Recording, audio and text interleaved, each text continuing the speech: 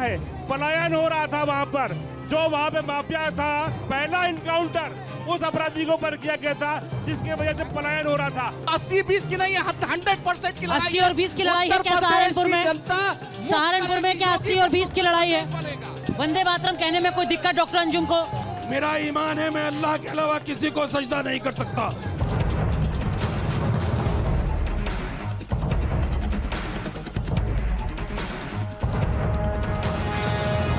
नमस्कार, आप देख रहे हैं न्यूज नेशन की एक खास पेशकश जनता का एजेंडा, जिसमें आज हम मौजूद हैं सहारनपुर में।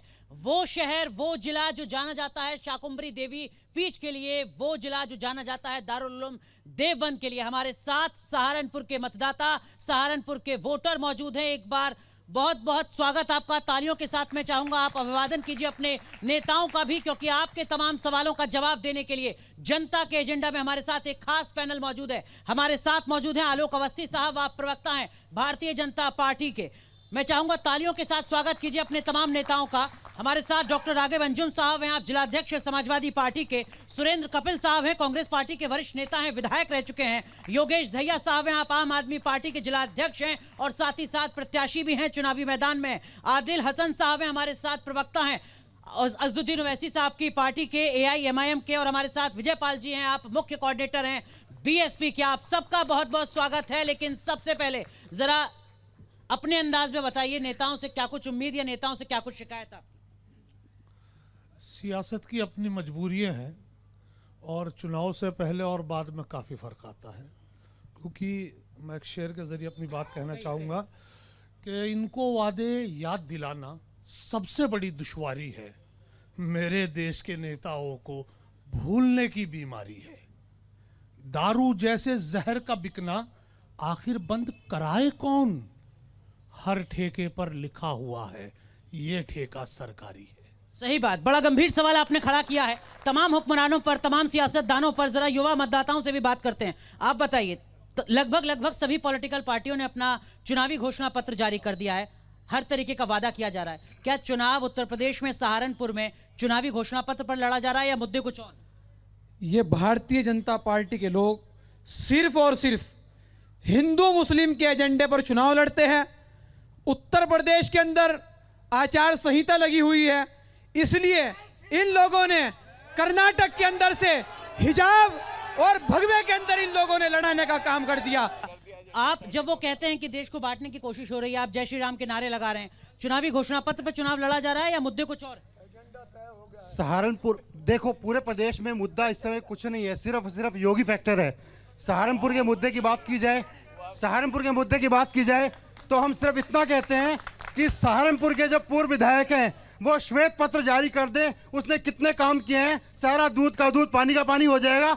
जो काम हुए हैं सिर्फ वर्ग विशेष के क्षेत्रों में हुए हैं। कोरोना काल में पूरे कार्यकाल में कहीं नजर नहीं आए। हमारे पूर्व विधायक जो हैं, जो किस पार्टी से, किस पार्टी?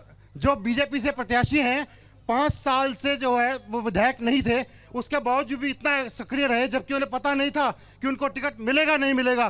फिर भी ग्राउंड पर रहे, जनता के बीच में रहे। और जो वर्तमान विधायक और जो निवर्तमान विधायक संजय गर्ग हैं, वो मुस्लिम क्षेत्रों के अलावा किसी क्षेत्र में नहीं आए।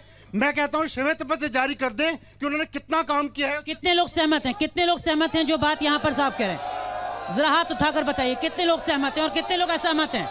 ठीक है, आपके पास आऊंगा। जरा नेताओं से सुन लेते हैं। आलोक अवस्थी साहब, जरा बताइए। देखिए, यहाँ पर जनता का मिजाज आपने समझा, जनता का मूड समझा। भारतीय जनता पार्टी चुनाव लड़ किस बात पर रही है? चुनावी घोषणा पत्र पर, विकास के एजेंडे पर, या जय श्री राम पर?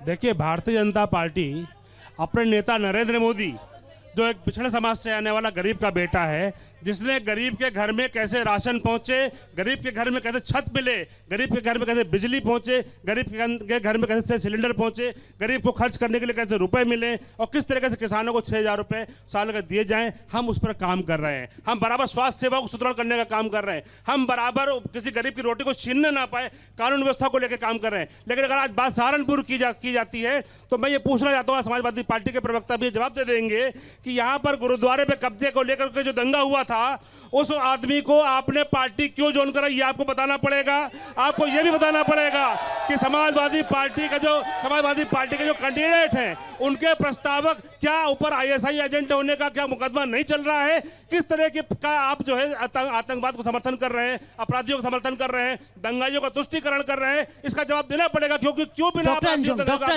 ये दंगाइयों के साथ है क्या समाजवादी पार्टी सहारनपुर में?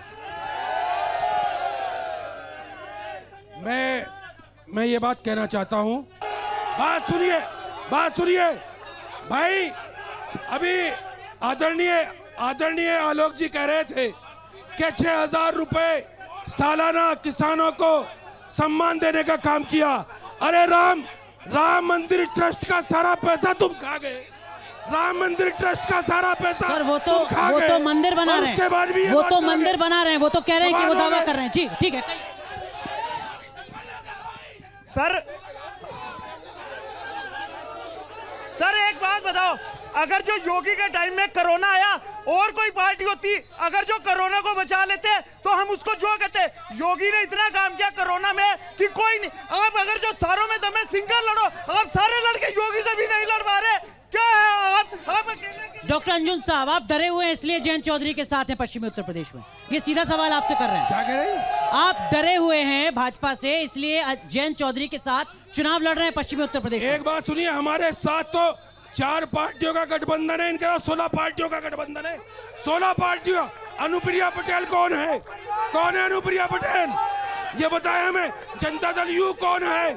ये बताए हमें। ये बता रहे गठबंधन की राजनीति शुरू हो चुकी है हिंदुस्तान। ठीक है। मैं जरा कांग्रेस के नेता को भी शामिल करना चाहूंगा। सुरेंद्र कपिल साहब, प्रियंका गांधी कह रही हैं लड़की हूं, लड़ सकती हूं, लेकिन क्या वाकई उत्तर प्रदेश में कांग्रेस पार्टी लड़ पा रही है या लड़ाई चौथे नंबर या 5वें नंबर की है? देखिए, हमारी राजनीति सिद्धांतों की है। हम ये शोर मचा कर राजनीति नहीं करते हैं। उन्होंने जो कहा है उसे जमीन पर उतार कर उन्होंने दिखाया है। ये भविष्य की रूपरेखा है। ये भविष्य की रूपरेखा है। ये भविष्य की रूपरेखा है। और प्रियंका गांधी ने ये स्पष्ट कर दिया, प्रियंका गांधी का एजेंडा स्पष्ट है कि वो जो कहती है वो करके दिखलाती है। उन्होंने आज तक कोई हिम्मत नहीं कर पाया। उनके पिताजी राजीव गांधी ने ही पंचायतों को मजबूत किए थे, उनमें महिलाओं का आरक्षण कर। लेकिन ये तो दशकों पुरानी बात हो गई ना। 2022 की सियासत में उत्तर प्रदेश में कहां है कांग्रेस पार्टी? आने तो लग रहा, मैं वहीं पे आइए। उनके पिताजी ने महिलाओं का सशक्तिकरण किया था, पंचायतों में, नगर पालिकाओं में उन्होंने आरक्षण दिया था। आज उसने जो कहा है, उसने 40% का महिलाओं को टिकट देने का, हालांकि बहुत बड़ा रिस्क था, लेकिन उसने ये कह दिया था कि आज जो मैं बात शुरू कर रही हूँ उसके परिणाम 10 साल बाद मिलेंगे कि महिलाओं का सशक्तिकरण कितना होगा। इसलिए उन्होंने ये बात तो कही है। कांग्रेस पार्टी 2022 के लिए चुनाव लड़ रही है, महिलाओं को उतार रही है, 2032 के लिए? भैया कहिए, आप अपनी बात कहिए। मैं जवाब दे दूंगा इन्हें। जी आप ही की बात कहिए। जो जहां से ये पैदा हुए बैठे हैं, इनके पिताजी ने जो मकान बनाया होगा, उन्होंने सिर्फ अपने लिए नहीं बनाया था, अपने पोतर और पड़पोतर तक के लिए वो बनाया था। जो संस्थाएं बनाई जाती हैं वो आने वाली पीढ़ियों के लिए बनाई जाती हैं। पर आज प्रियंका गांधी ने जो किया है वो आने वाली पीढ़ियों तक के लिए किया है। और आज 40% महिलाएं खड़ी होकर के, सशक्त होकर के समाज के अंदर जाकर अपनी बात कर रही हैं मजबूती के साथ में। महिलाओं की बात करती है कांग्रेस। नैना साहनी को तंदूर में जलाने वाले कौन थे? कांग्रेस दिल्ली में क्यों नहीं बोलती, पंजाब में क्यों नहीं बोलती? राजस्थान में दलित बहनों को नंगा करके घुमाया जा रहा है। कपिल साहब, व्यक्तिगत तौर पे हम आपका सम्मान करते हैं, लेकिन आप गलत पार्टी में काम कर रही हैं। जो पार्टी सुप्रीम कोर्ट में कहती है राम पैदा नहीं हुआ, राम एक काल्पनिक नाम है, आज राम राम चिल्ला रही है, जिसे अपने बाप का नाम लेते शर्म आती है, वो हमारी हिंदू बहनों की रक्षा की बात करती है। कपिल साहब जवाब दीजिए सर। सीधे सवाल उन्होंने किए, सीधा जवाब दीजिए। कांग्रेस ने, मैं आपसे बात कर रहा हूं, कांग्रेस ने कभी ये नहीं कहा कि राम काल्पनिक है। कोई दिखला दे कहीं सी इस बात को। ये ऐसा नहीं बात बनने की। नहीं एक भगत सिंह जी ऐसा बात नहीं बनने की है। आपने अपनी बात या तो मुझे जवाब देने दो। आप बीच में टोकने की जरूरत नहीं। आप कहिए कहीं नहीं है, नकली आप लोगों की तरफ से डाला हुआ है। आज तक कोई ऐसा प्रमाण नहीं है कि कांग्रेस के किसी नेता ने कहा कि राम काल्पनिक है। ठीक है। राम को तुम्हारे से ज्यादा मानते हैं हम, तो आपसे ज्यादा मानते हैं राम को। आप राम को लाए हैं। सुरेंद्र कपिल साहब, एक बार आप भी इनको जय श्री राम बोल दीजिए, शायद जवाब मिल जाए। आपसे बात कर रहा हूँ। आप भी एक बार जरा जय श्री राम बोल दीजिए ना, जवाब मिल जाए। बात कर रहा हूँ मैं। हाँ, कहिए। अभी एक नारा लगा आपको भी जय श्री राम बोलने में दिक्कत तो नहीं है ना? नहीं, मुझे बोलने में दिक्कत नहीं। तो आप बोल दीजिए, इनको जवाब मिल जाएगा। राम, इन्होंने ये कहा है राम को लाए हैं। राम को कौशल्या जी और दशरथ लाए थे। इनकी औकात नहीं है राम को लाने की। ठीक है, आप बताइए विजयपाल जी, सहारनपुर तो कभी बीएसपी का गढ़ हुआ करता था। सांसद से लेकर विधायक तक सब बीएसपी के हुआ करते थे। 2017 के बाद से एक के बाद एक आपको झटके लग रहे हैं, 2014 से ही कह लीजिए। कैसे आप रिवाइव कर पाएंगे सहारनपुर में? सर, कहिए। बीएसपी पार्टी जो है एक अनुशासन की पार्टी है, सर्वजन हिताय सर्वजन सुखाय की पार्टी है। बसपा सहारनपुर का गढ़ है और आज भी हम 7 विधानसभाओं में जीतने की कगार पर बैठे हुए हैं। माननीय बहन जी के आशीर्वाद से सर समाज हमारी साथ है। सर समाज का 2007 की जो सरकार पूर्ण बहुमत की बहन जी की बनी थी, उसमें आप सभी लोगों ने पता है कि बहन जी ने सहारनपुर में बिजली घर, राजकीय इंटर कॉलेज, डिग्री कॉलेज, सभी बहन जी ने जो यहाँ विकास करने का काम किया। और महिलाओं का चाहे रात में घूम रही चाहे दिन में, कोई वो नहीं रहे, 24 घंटे जो है यहाँ बिजली की व्यवस्था हुई, सब जो है। तो आप करें कितनी सीटें बीएसपी इस बार सहारनपुर में? सहारनपुर में 7 विधानसभा जीतने की स्थिति में है बहुजन समाज पार्टी। ठीक है, एक बात जरा आदिल हसन साहब आप बताइए, ओवैसी साहब पर आरोप लगता है वोट कटवा पॉलिटिक्स का। सहारनपुर में किसकी वोट काट रहे हैं आप? सपा की, बसपा की, कांग्रेस की? आपने देखा महाराष्ट्र में हमने शिवसेना के 5 बार के एमपी को हराया, औरंगाबाद में, बिहार में 5 एमएलए जीते, 5 बीजेपी एनडीए के जो कैंडिडेट थे वो सेकंड स्थान पर रहे। तो वोट काटना, वोट बांटना ये हम नहीं जानते। हम जानते हैं उत्तर प्रदेश में माइनॉरिटी, दलित, मुसलमानों की एक बेबाक आवाज़ बैरिस्टर असदुद्दीन ओवैसी की क़यादत में होगा और हम काम करेंगे और हम डंके की चोट पे काम करेंगे। 5 एमएलए सीमांचल में जीते, महाराष्ट्र में जीते, तेलंगाना में जीते, उत्तर प्रदेश की बारी है। हम उत्तर प्रदेश में जीतेंगे और बहुत अच्छा पोजीशन है।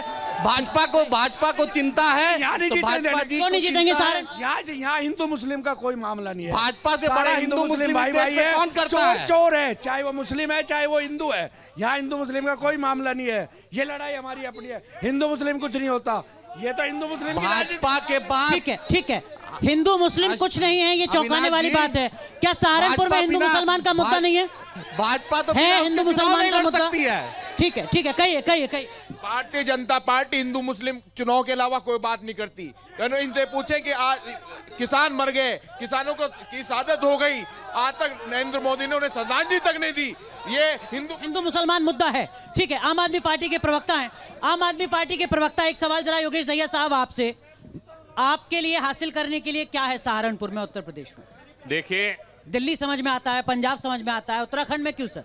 वो सॉरी माफ कीजिए, उत्तर प्रदेश में क्यों, सहारनपुर में क्यों? सहारनपुर में आम आदमी पार्टी का मैं संस्थापक सदस्य हूं और 2012 से लगातार आम आदमी पार्टी यहां काम कर रही है। उससे पहले 2009 से मैं आंदोलनकारी रूप में था और 1996 से मैं सामाजिक जीवन में यहां पर हूं। मैं आपको कुछ चीज़ें बताना चाहता हूं। बात मुद्दों पे आए तो हालात ये हैं कि सहारनपुर लकड़ी के कारखाने के रूप में जाना जाता था, कारीगरी में जाना जाता था। 14 करोड़ से यहाँ का व्यापार 350 करोड़ पर सिमट गया है। गन्ने के लिए ये 14 करोड़ से 350 1400 करोड़ से 1400 करोड़ ही कहा। श्रीमान जी सुन लीजिए, आपके भी बच्चों का है, आपकी भी 2 साल से कोरोना में पढ़ाई बंद हुई है। सुन लीजिए, ऑक्सीजन में आप ही के भाई मरे थे। ऑक्सीजन का सिलेंडर, आज गैस का सिलेंडर 1000 रुपए में आप खरीद रहे हैं। 2017 से जीएसटी में कफन पे टैक्स इसी सरकार ने लगाया है। सारे मुद्दे आपके सामने। गन्ने का बकाया पिछले साल का भी रुका हुआ है, इस साल के गन्ने की कोई बात नहीं करती। अरे इनसे पूछ लीजिए, प्रवक्ता साहब यहाँ पर खड़े हुए हैं, ये जीएसटी पे क्यों नहीं बात करते, नोटबंदी पे क्यों नहीं बात करते, महंगाई पे क्यों नहीं बात करते, भ्रष्टाचार पे क्यों नहीं बात करते, पढ़ाई है, दवाई है, बिजली है, पानी है। आज जनता यहाँ पर आम आदमी पार्टी को इंतजार कर रही है। योगेश दहिया साहब, जैसे आप बीजेपी के प्रवक्ता से सवाल खड़ा कर रहे हैं, लोग आपसे भी सवाल खड़ा करते हैं। आपकी पार्टी उत्तराखंड में कहती है कि अगर हम सत्ता में आए, जिन लोगों को नौकरी नहीं मिलेगी उनको 5,000 रुपए का भत्ता देंगे। लोग कहते हैं कि दिल्ली में दे दीजिए, दिल्ली में क्यों नहीं दे रहे हैं? बिल्कुल दे रहे हैं, दिल्ली के अंदर भी दे रहे हैं। अगर इन्हें ये कहने को मजबूर किया, 5 साल की लूट के बाद बीजेपी को ये कहना पड़ा कि हम बिजली आदि कर रहे हैं, अवस्थी साहब, आपके पास लूट का जवाब भी दे दे बीजेपी। शबनम कुरैशी, उससे भी कम वोट मिले थे आम आदमी पार्टी को यहाँ पे।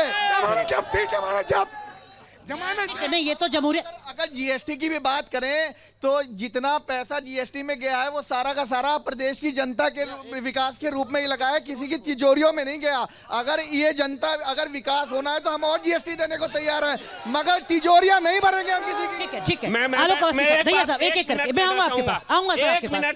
एक सवाल ले लीजिए। आदर्श गांव की बात इन्हीं की सरकार ने की थी। आज आदर्श गांव पूरे हिंदुस्तान में एक नहीं बता सकते। ये स्मार्ट सिटी 4 साल से बन रहा है। आप जिस सड़क से आए हैं वो रास्ता इस तरह खुदा पड़ा है कि वहां को आदमी भी नहीं निकल सकता। लेकिन बीजेपी के प्रवक्ता गिनाएंगे कि रेलवे की डबल लाइन पर हम काम कर रहे हैं, एलिवेटेड रोड बन रहा है देहरादून से, उससे सहारनपुर की तस्वीर बदलेगी। ठीक है, ठीक है, उनके पास भी गिनाने के लिए बहुत कुछ है। लेकिन आलोक अवस्थी साहब, चुनाव का मुद्दा है क्या?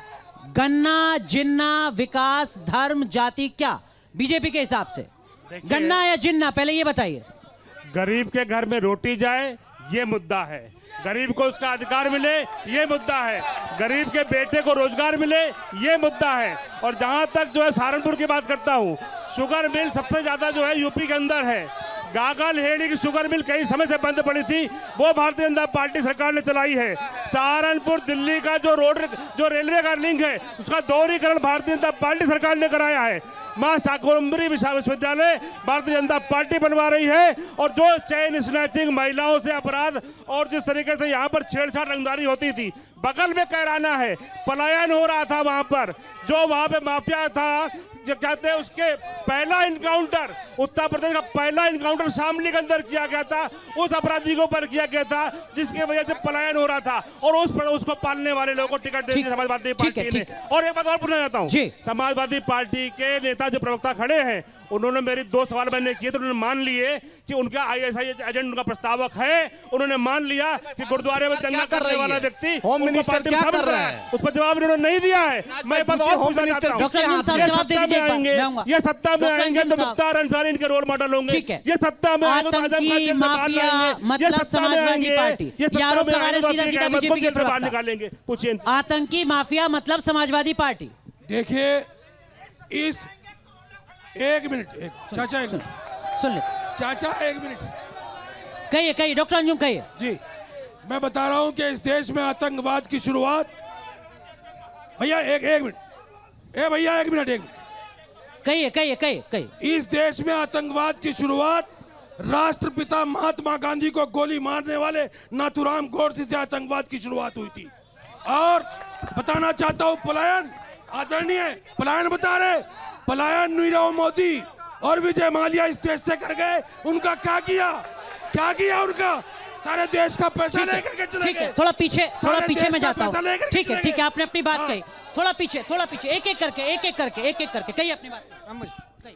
मेरा सवाल इन्हीं डॉक्टर साहब से है, प्लीज, सभी हमारे भाई हैं, मैं कोई उसके आतंकवाद और उसकी बात नहीं करता। आप मेरे भाई भी हैं, हिंदू मुस्लिम। सवाल पूछिए। सवाल मेरा ये, आप हिंदुस्तान को तो अपना समझते हैं, तो फिर आपको वंदे मातरम से क्या एलर्जी है? आप डॉक्टर एक मुझे उसमें, मेरे आदरणीय डॉक्टर साहब, मुझे एक अक्षर ये बता दीजिए वंदे मातरम में जो हिंदू को कहता हो, जो भारत को ना कहता हो, उसमें एक आपने अपनी बात कही। डॉक्टर अंजुम वंदे मातरम कहेंगे? भैया डॉक्टर अंजुम वंदे मातरम कहेंगे? मैं जवाब दूंगा। वंदे मातरम कहेंगे? मेरा जवाब सुन लीजिए। हाँ, सीधा जवाब दे दीजिए। हाँ है ना? जवाब वंदे मातरम कहेंगे? जवाब एक। डॉक्टर अंजुम कहिए। आप कहिए सर, आप कहिए। वंदे मातरम कहने में कोई दिक्कत डॉक्टर अंजुम को? मैं मेरा ईमान है मैं अल्लाह के अलावा किसी को सजदा नहीं कर सकता। मतलब वंदे मातरम एक नहीं बात कहेंगे। सुनिए, हाँ, आप कहिए कि इस मुल्क के लिए खून बहा सकते हो, पूरा जिस्म इस वतन के लिए हाजिर है। वंदे मातरम नहीं कहेंगे समाजवादी पार्टी के लिए। मैं कह रहा हूँ हम अल्लाह के अलावा सजदा नहीं कर सकते किसी को। ठीक है।